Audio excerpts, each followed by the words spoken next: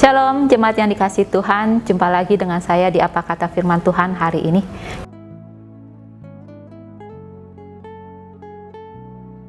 Kiranya kita semua selalu di dalam sukacita dan kita sehat-sehat selalu.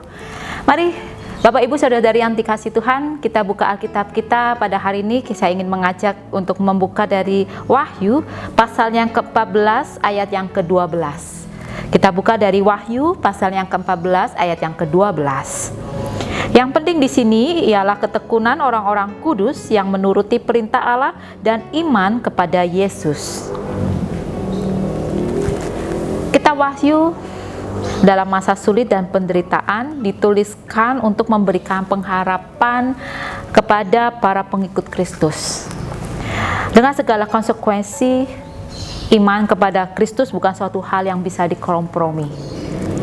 Saat seorang mau mengatakan beriman kepada Kristus, maka hidup ketaatan menjadi suatu sikap hidup yang melekat dan terus harus dilakukan sampai akhir hidup. Bukan sesuatu yang bisa ditawar-menawar. Seringkali manusia berkompromi antara iman dengan situasi yang dihadapi. Dalam situasi saat ini, bahkan kita tidak tahu kesulitan macam apa yang akan terjadi nanti. Karena kesulitan demi kesulitan, persoalan demi persoalan di situasi di tahun ini menjadi sesuatu yang kita bisa katakan menjadi makanan sehari-hari. Sehingga kita tidak bisa berpikir lagi kesulitan macam apa lagi yang akan kita hadapi besok. Apakah situasi ini bisa berakhir di tahun ini? Apakah situasi ini menjadi situasi yang lebih baik di tahun nanti 2021? Pertanyaan besar. Dan itu menjadi pengharapan yang sebagian besar orang merasakan nanti aja dululah untuk membuat pengharapan semacam itu. Kita lihat saja dulu. Kita hanya bisa melakukan bagian kita yang terbaik. Itu suatu sikap yang betul. Kita melakukan bagian kita yang terbaik. Tetapi firman Tuhan pada hari ini kita mau diingatkan lagi.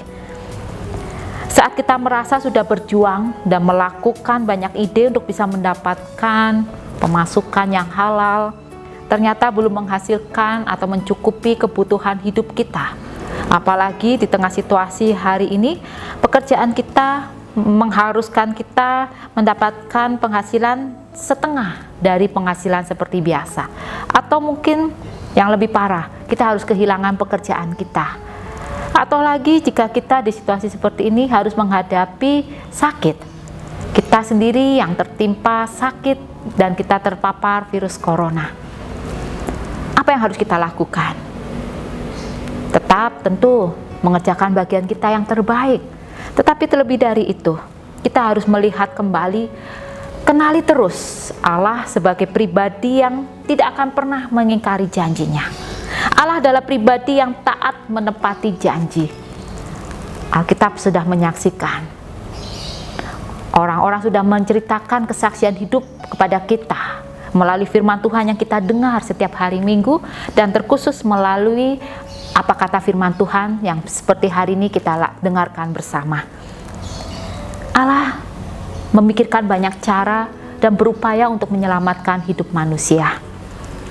Bagian kita juga menepati yang menjadi komitmen kita di hadapan Kristus. Saat kita mau mengakukan kalimat penyataan iman kita, Kristus adalah juru selamat kita. Kristus Tuhan kita yang kita percaya sudah memberikan kehidupan, sudah memberikan keselamatan bagi kita.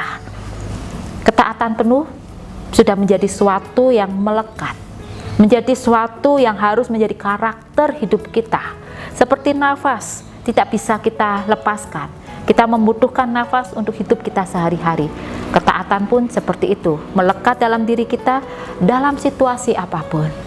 Situasi kita mungkin saat ini sulit, biarlah ketaatan itu tetap kita lakukan dengan kesungguhan hati. Saat kita menghadapi kehidupan lebih baik, jangan juga kita terlepas dari ketaatan dan kita terlena. Biarlah dengan kejujuran kita, walaupun situasi sulit, jangan sampai kita menghalalkan segala cara atau memenuhi ego kita dan berkompromi saat kita marah, saat kita mengalami kekecewaan. Lihatlah Kristus, kerjakan yang terbaik, apa yang Kristus kehendaki. Kiranya Pengharapan kita akan kehidupan baru menjadi kerjasama yang indah bersama dengan Kristus. Sehingga saat Kristus datang nanti, kita tetap menjadi pribadi yang setia, yang taat, dan kita layak untuk mengambil bagian di dalam kemuliaannya. Tuhan Yesus memberkati. Amin.